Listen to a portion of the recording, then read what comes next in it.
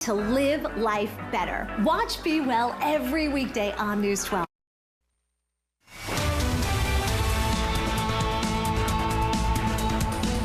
Breaking news right now on News 12. A new pope being introduced to the world. As we take a look right now at the balcony at the Vatican, it was just a short time ago that white smoke emerged from the chimney atop the Sistine Chapel. We've been talking to Father Guy Sylvester this afternoon, sharing his insight on this historic process. Father Guy, can you hear me? Ac reverendissimum Dominum, Dominum Robertum Franciscum, Sancte Romane Ecclesiae Cardinalem Prevost, qui sibi nomen imposuit Leonem decimum quartum.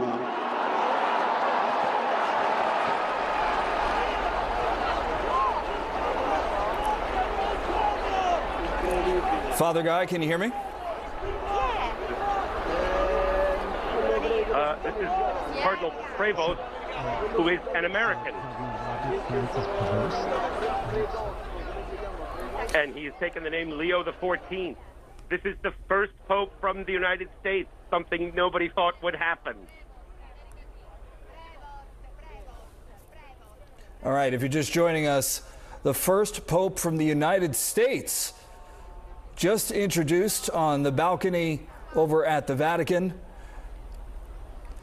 Historic day by any measure. But the fact that this is now the first pope from the United States, of course, adding extra significance to Catholics here in the United States. Father Guy, can you hear me still?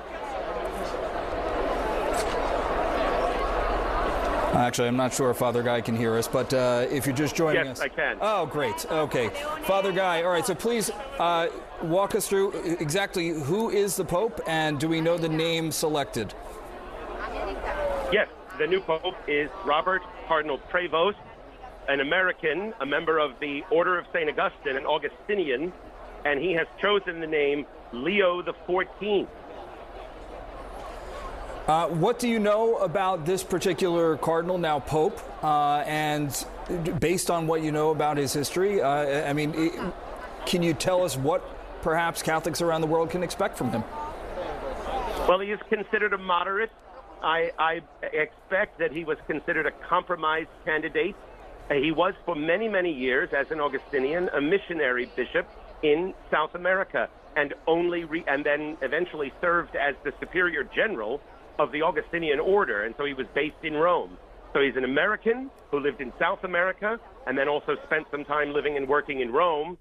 And then Pope Francis made him the head of the dicastery of bishops, the department in the Vatican that vets and appoints new bishops around the world, and only a few years ago made him a cardinal. I'm really kind of gobsmacked that somebody from the U.S. has been elected Pope. I really didn't think that would happen. And so on most issues, he's considered a moderate, somebody who certainly was admired enough by Pope Francis to have been promoted and made a cardinal, but someone who also will have his own style of doing things. He's a pretty low-key person, hasn't made a gigantic flash in the Vatican. And so it's going to be very interesting to see what he does. Is there any added insight that we can take from the selection or the election of a pope from the United States here? Shock would be the one that comes to mind first. I mean, I've always jokingly told people that if an American were elected, most people around the world would think it was arranged by the CIA. It's considered that the United States is so prominent on the world stage that to also have the papacy, in a sense, belong to an American was considered undesirable.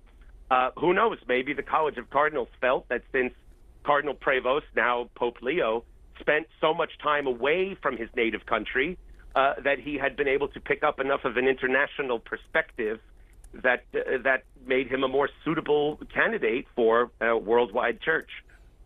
Walk us through what's happening right now, because obviously we're still waiting to be introduced to the new pope. Well, he certainly by now has probably changed into his papal garments. He has already received the obedience of the other cardinals, because you can see them gathering on the other smaller balconies that flank the central balcony. And so they're all there as well to greet the crowd. And I would imagine that it's just a matter of moments until the new pope appears. The banner, which has been placed over the edge of the balcony, has the papal tiara and keys. Normally it would be a banner with the pope's coat of arms on it, but it's going to take a while for them to have one of those made. So they have a more generic papal symbol. And the banner being placed there, I think, is a good indication that the pope is about to appear.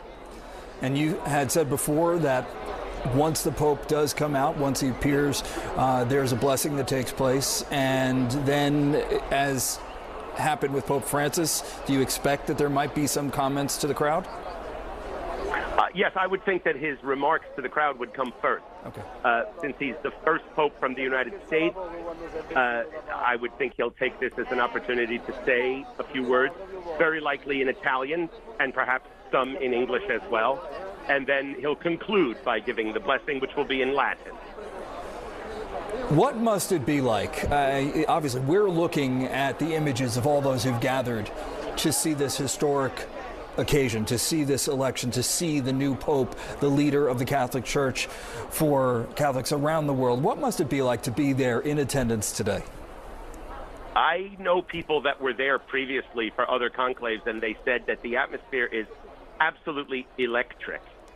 You're very much aware of the fact that you're witnessing a moment of history, and it's particularly exciting because of the newness of it all. People, that doesn't diminish the affection that people had for the previous pope, but it's just the idea that now we have a new leader, and so it's a very, very exciting moment. I'm excited just watching it on television, but to actually be there in the crowd, those that I know who've been there said it's electric is the word that they always use, that there's a great sense of energy that goes across the crowd in waves. The electricity and the emotion must be very difficult to contain also. Yes, I mean, the people that are in the piazza, some of them may just be onlookers and the curious, but most of the people that would go to the piazza for an event like this are practicing Catholics or Christians of some other church besides the Catholic Church, and they are believers, and they see this as a great religious moment as well as a historic one as well. And so I think, yes, that there is a great deal of emotion in the moment. You can see a lot of national flags being waved. Everybody's always waiting to see what country the new pope will be from, to see if they can claim him. And, but there is very much, I think, a sense of emotion. For believers, for Catholics, this man is now their spiritual leader. Of course, Christ is the head of the church, but the Pope acts as the vicar of Christ on earth. And so his importance to members of the church can't be overstated. I don't want to diminish at all what's going on right now and what we're witnessing, but do you suppose that there would be people in other parts of the world who are not happy that this is the first American Pope? Well, simply put, and being bluntly honest, yes, I'm sure there are some people that are going to be very disappointed that they decided to elect somebody from the United States. Even I thought for sure that they would give it back to an Italian, because it hasn't been an Italian in a very long time. And, of course, Pope Francis, while not from the U.S., was from the Americas, because he was from South America. So this is now two popes in a row that come from that part of the world, from the Americas. And I would imagine that there are some people who'd be disappointed at that. The part of the world where the church is growing the most is Africa and South Asia. And I think a lot of people were anxiously anticipating that we would have a pope from that part of the world. So, honestly speaking, while I'm sure everyone will wish the new pope well, yes, I would find it reasonable and understandable that some people might find this a disappointing choice. So what happens the afternoon, the day, well, I guess evening now, over at the Vatican? What happens after the Pope comes out and is introduced and delivers his blessing and makes remarks? What then for the Vatican after all of this? Well, it's up to the Pope. In recent years, some popes have asked the cardinals to remain in conclave for the rest of the night, and the conclave won't officially end until tomorrow morning. In some instances, the Pope will say, no, you're all free to go. Oh, here we go. And the conclave will end immediately. Please walk us through what we're seeing, Father Guy. Okay, I don't think I'm looking at exactly the same image as you are because of the delay. Okay, so Pope Leo has just emerged. Greeting, the waving. Right, I'm seeing that video just now, preceded by a cross-bearer, of course, and then the new Pope, ready to address everyone. In the traditional garb, the red mozzetta and a special stole with the images of St. Peter and St. Paul, and, of course, the white robes and the white zucchetto on his head. This is a man whose destiny and fortune has changed drastically over just the course of the last 6 or 8 years.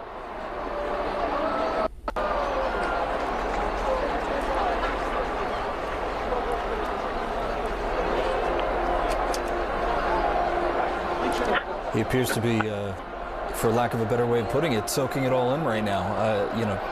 Walking out. Well, I would imagine it's quite overwhelming to walk out to a balcony of several 100,000 people, all of whom are cheering their heads off for you, even though many of them don't even know you.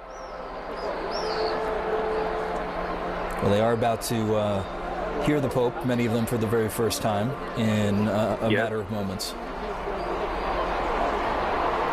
Now, who is the Pope surrounded by right now?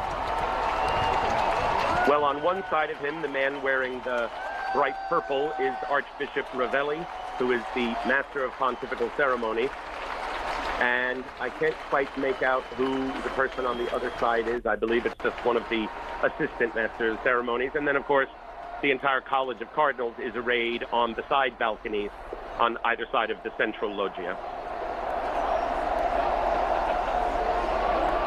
Scusami.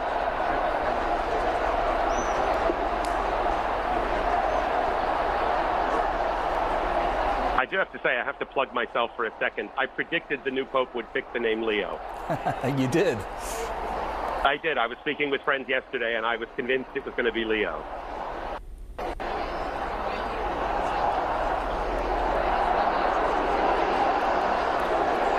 What made you think that, Father Guy? Well, it's a traditional name. Obviously, there have been 13 other popes named Leo. Pope Leo XIII, who was pope at the turn of the century, turn of the 20th century, was known as a great defender of working people. He wrote a papal encyclical called Rerum Novarum, in which he defended the rights of workers, especially to unionize, and articulated the church's support for workers. He's about to begin. La pace sia con tutti voi.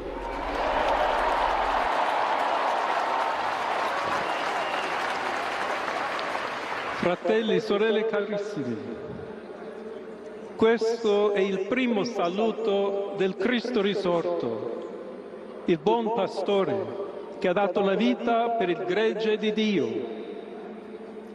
Anch'io vorrei che questo saluto di pace entrasse nel vostro cuore, raggiungesse le vostre famiglie, a tutte le persone, ovunque siano.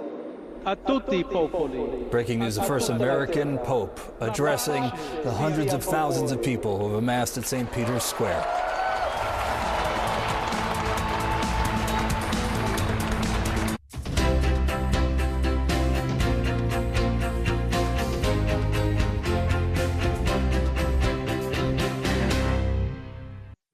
This May, Renewal by Andersen wants to give you a huge win. You can have our award-winning windows and doors right now, and you don't have to pay us a dime for 2 years. You can try to pay us during the first 2 years, but we don't want it. Really, we don't want it. Save it, spend it, go buy a pony, whatever you want to do. Renewal by Andersen is the full-service window and door replacement division of Andersen. And let me tell you something else. Did you know that Anderson products increase your home's value by 15%? It's true. Pull out the calculator on your phone and plug in the numbers. I think you're going to be happy. It's possible that the money you spend on your new windows and doors could actually pay for themselves by increasing the value of your home. Can you imagine that? Speaking of doors, we'd love to introduce you to our brand new exclusive ensemble entry door systems. These are premium, custom-built entry doors that were designed for beauty and security. Just listen to our multi-point locking system. You're not going to find that at a big box store. And no other window company is going to do the whole project, soup to nuts, with the nation's best warranty. And we want you to know that we proudly manufacture our windows and doors right here in the United States. This is your big chance, and it's this month only. Get your new windows and doors today, and you don't pay us a dime until 2027. Wow! That's no money down, no payments, and no interest for 2 years. Call 1-800-929-5959. That's 1-800-929-5959. Now is the time for a new kitchen from Kitchen Saver. Every Kitchen Saver kitchen is installed in as little as 3 to 5 days with a 10-year limited warranty. Go from old to new, from worn to wow. The beautiful kitchen you've always wanted, done right. Installed by our certified master craftsmen. We've been remodeling kitchens for over 40 years, and we're here to help you get started. Call Kitchen Saver today. Prepare to be impressed. Kitchen Saver. Thunderbolt 12 is presented locally by Ford. Take the season by storm in a weather-ready Ford SUV. Visit your local Ford stores to see the full lineup. Potential train strike looms. NJ commuters are left with only a few options to get in and out of the state, but service disruptions and crowding could make contingency plans even harder to rely on. I'm Jim Murdoch, live at North Liberty this afternoon. We're tracking the latest round of delays and cancellations as we expect to hear from Transportation Secretary Sean Duffy this afternoon, talking about new upgrades to air traffic control.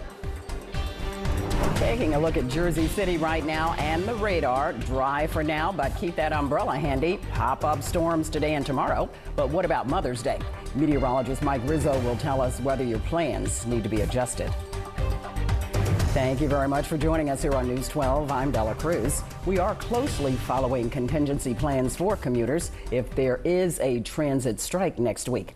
The date for a potential job action by NJ Transit engineers is May the 16th. News 12's Chris Keating is in Harrison at the Pass Station, one of NJ Transit's main hubs. Chris.